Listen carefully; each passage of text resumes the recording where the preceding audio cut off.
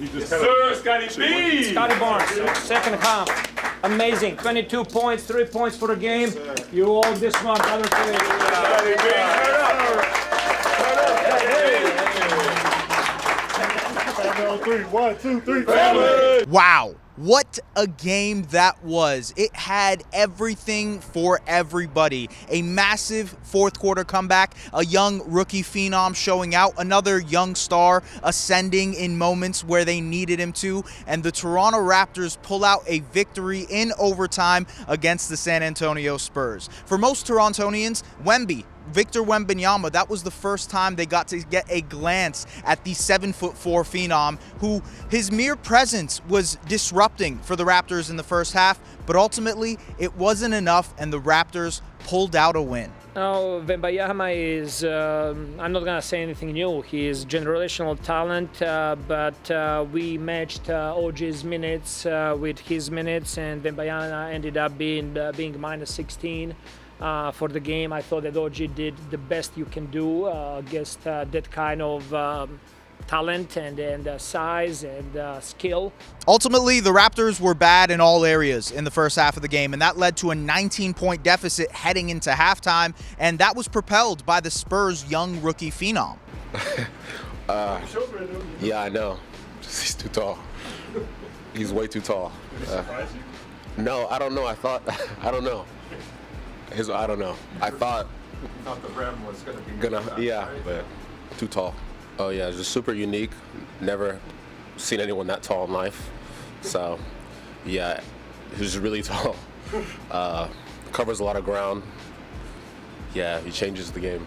But the second half was a completely different story. OG Anunoby helped the Raptors claw back into this game with some impressive shooting, finishing with a career-high 7 made threes and 24 points. Anunoby's movement shooting, his ability to stretch the floor for the Raptors in the second half was so important to drawing out Wembanyama and then allowing the Raptors to attack the interior. Just attack the paint and kick out, look for shooters, and then maybe redrive those kickouts.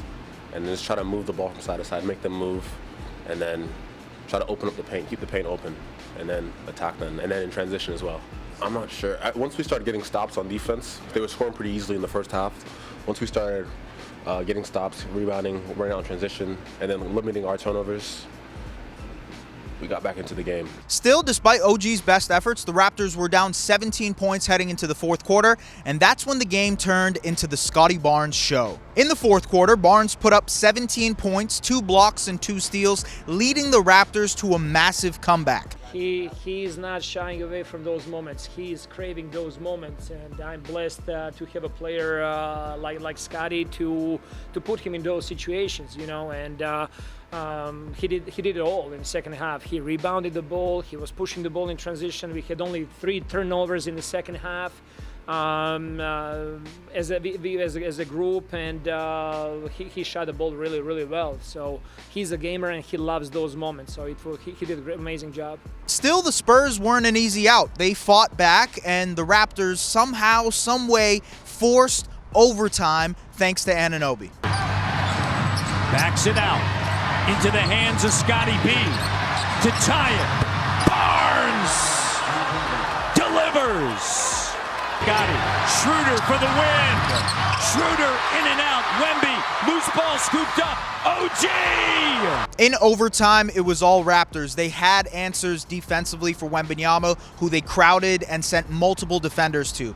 Anunoby hit another clutch 3, and the Raptors finished one of their largest comebacks in franchise history. In fact, that 17-point deficit was the largest fourth quarter comeback in over 10 years. This one was special for us, just building our character and being able to come down from minus 20 and to win the game. So we know what we got, what we have inside, and we just need to find a way how to bring that every single night for 48 minutes. Now, there are multiple threads that we can pull from in this game. OG Anunoby's remarkable shooting helped the Raptors stay in this one throughout the game. Dennis Schroeder was impeccable on the court, and he had a great two-way performance, as did Jakob Poeltl. Otto Porter Jr. came off the bench and provided a much-needed spark in the second half, and a unit led by Anunoby and Barnes was the one that forced this comeback. But ultimately, it was Scottie declaring himself as a star in this league. With the whole world watching Wembanyama, Barnes came in and dropped 30 points, 11 rebounds, 6 assists, 3 steals, and 3 blocks to lead the Raptors to a miraculous win. Now for the film room tonight, I want to dive into just how special Barnes was in that game, in that fourth quarter comeback, as a creator, a defender, and honestly, a shooter. Now, I also have some bonus Wemby content that I want to throw out there at the end of this video, so be in tune for that. But for now, let's jump into the film room. Folks, Scottie Barnes was just special in the fourth quarter, and I decided, hey, why not? Let's break down all of the plays that he was involved in and impacted in the fourth quarter. So let's do it. All right, the first play opened up the rest of his game. He was kind of lulling his guy to sleep, a pull-up mid-range jumper, something that he's hitting a career high in so far this season. This second play is a defensive play. He was impactful on both ends here in the fourth quarter. This time, a recovery block to a three-point shot. He had 2 of those in tonight's game, by the way. The second play, this is the Scottie we all love and know, loves to push it in transition, finds Gary Trent Jr. in the corner for a 3. Raptors cut the lead to 9. This play is a double whammy because it's an excellent pass by Grady Dick over Wembanyama. Opposite corner, absolutely insane, and Scottie once again nails the 3. Scottie, by the way, is hitting 40% of his threes, including 40% of his catch and shoot threes and 37% of his pull-up threes, which makes it all that more comfortable when he's just kind of stepping into these jumpers as he did in the fourth quarter. He was exceptional from behind the arc, and that's what helped him have this massive scoring output. This play is a long-winded one too, but Scottie just does such a great job of getting into the teeth of the defense, beats Sohan, and then tries to create a shot for OG Anunoby. OG misses. He locks down the offensive rebound, an incredible thing he just did there. And then he realizes, hey, I've got Sohan in there. 1, 2, right over the top. Incredible dunk, incredible possession, especially knowing that Wembanyama is there. Scottie's aggressiveness in this fourth quarter was just special. And here, Scottie making the extra pass to Gary Trent Jr. Gary passes it to Dennis Schroeder, who misses the 3. Once again, an offensive rebound, corrals it, and kicks it immediately to Gary Trent Jr. once again for the 3. It's just quick decision making. It's the effort that's there. Everything that Scottie did was exemplary of who he is as a player. And now, because the shots are falling, it opens up the rest of his game. This time they chase out to him. He beats Collins off the dribble, and then Wemby gets called for a foul there. He goes to the free throw line, knocks down 2 foul shots. And I just wanted to bring this up because I thought this was a really impressive defensive possession. Cross screen to get Wemby on Scottie. Scottie does a great job of getting low so that he doesn't allow Wemby to kind of beat him into the paint. OG comes with the help, but Scottie is there positionally the entire time. Wemby throws a ridiculous pass, which is just Wemby, but at the same time, that was great defense by Scottie. Another great defense possession here, something that he's improved at, the weak side help, getting the shot block on that possession. And now, because he's hot, because he's filling himself offensively, the Spurs defense is scrambling to cover him, right? Here's Wemby kind of chasing him out, and then now, the hard closeout, he beats Wemby to the rim, wide open dunk. And this is the play that everybody is going to remember, the step back 3 over Keldon Johnson. I mean, the fact that he is so comfortable hitting these type of shots, at least to start this season, is a special indicator. Yes, Scottie wasn't supposed to be a 3-point shooter, but ultimately the fact that he has these stretches where he can hit 40% from catch and shoot, 40% on his threes, 38% on his pull-up threes, that is a good sign, a good indicator for how he's going to progress, especially because he's only 22 years old in year 3 and was a non-shooter coming into the league. So when you consider all of those things, the improvements that he's made and the potential that he's showing here, this is special. This is really special stuff. And on top of that, showing off his incredible anticipation skills here, acting like a safety in football with this steal that led to maybe he got away with the travel there, but it led to overtime for the Toronto Raptors. And ultimately in overtime, Scottie had some great rebounds as well to secure defensive possessions for the Raptors. Yes, OG Anunoby hit a big shot. Pascal Siakam hit a big shot as well. Ultimately, it was a team effort in overtime, but Scottie Barnes was the one who propelled this team to this comeback in the fourth quarter, and he was absolutely special. This isn't the first special game that he's had. This won't be the last special game that Scottie Barnes has had, but ultimately, it just shows you the type of potential that he has. And I do want to highlight that the lineup that helped propel this Raptors team together is something that I've been banging this drum for a really long time, which is Scottie Barnes plus shooters and ball handlers. It was Grady Dick, it was Otto Porter Jr., it was Gary Trent Jr., and Malachi Flynn or Dennis Schroeder. And that gives you a lot of, what I mentioned, shooting, ball handling, and skill. And you add Scottie into that lineup with his quick decision-making ability, with his ability to get downhill. They open up the floor for him to operate and get to the rim more easily as well. I think those lineups are going to thrive this season. And if they can maximize on that, if Gary and Grady can start hitting their shots a little bit more as well, then that unit is going to be a consistent one for the Raptors. I think one that's actually going to thrive ultimately for the Raptors this season. I think that's such a special unit. It also sort of gives us a glimpse into what the future can be with Scottie and OG. OG was part of that lineup as well, now that I'm remembering. But it shows you what the future can be once they kind of settle into this new era. Obviously, I've mentioned before in some of these videos that this is a transitionary period for the Raptors.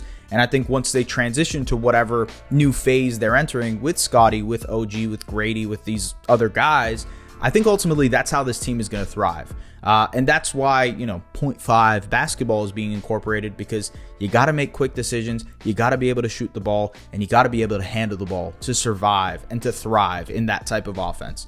And we saw that tonight. Now to Wemby.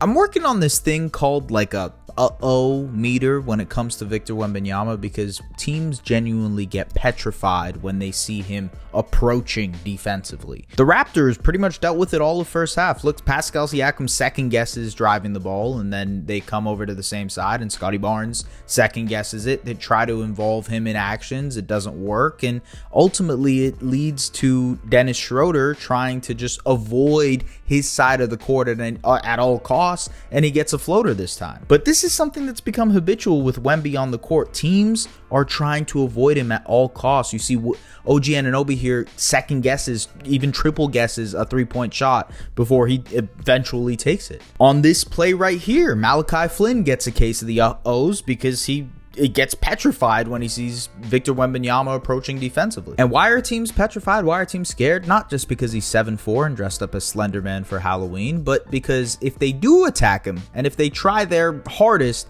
this happens. So there's really no point when it comes to approaching Victor Wembanyama on the defensive side of the ball. You have to try and avoid him at all costs, trying to get him to come out of the paint so that you can attack the basket. And that's what the Raptors eventually did in the second half. But this possession exemplifies just how terrified the Raptors were in the first half of even approaching Wemby.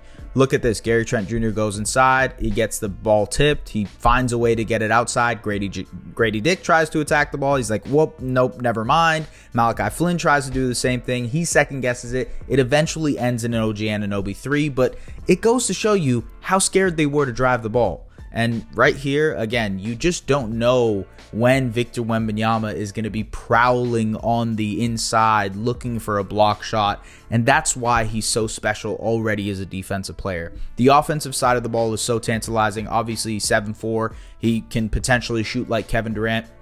He's exploring different areas of his game that he didn't even explore last year when he was in France. So it's tantalizing. It's amazing to see him grow so fast and sort of pick things up on the fly. But the defensive acumen that he has, mixed with obviously his physical gifts, make him such a special player. And the Raptors, Torontonians for the most part, they got their first glimpse of what this guy can potentially be. And it reminds me of when we got our first glimpse of LeBron here in Toronto. And little did we know that LeBron was going to be a thorn in the Raptors' side for a very long time. So it's interesting how these things come about, how you see this prospect that was more of an It's interesting how these things come about when you see a prospect that was more of an idea last year, and seeing him in person or live in action against the team that you cover makes it all that more real. So thank you very much for tapping in. Just wanted to do a quick little explainer on Wemby as well, because why not? We'll see you guys for Dallas on Wednesday.